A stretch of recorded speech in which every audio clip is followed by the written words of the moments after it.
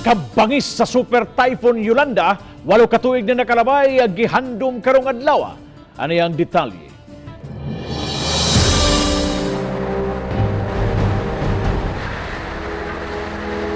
Bispera sa adlaw nga mikuso-kuso ang labing kusog nga bagyo ni adtong November 8, 2013.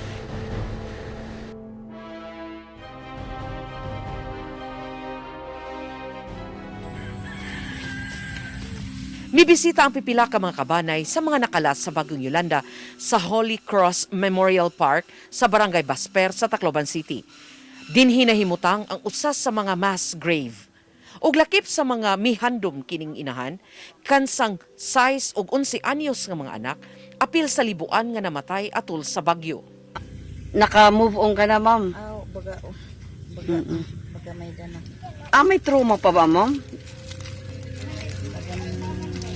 Baga danay, baga nabalik dyan, pero di naparoon na. Mihalad usab sa ilang pagampo ang magtiayong estola nga namatyan og 14 kakabanay.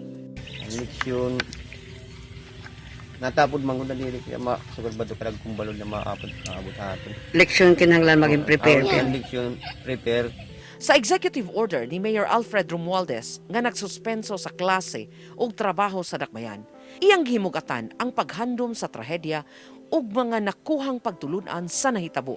Kagahapon gihimo ang misa, wreath laying ug candlelighting sa anibong shipwreck site. Dinhi napadpad ang commercial vessel nga MV Eva Jocelyn. Gipreserbar ang duong sa barko aron sa pagtibaan sa Bagyong Yolanda.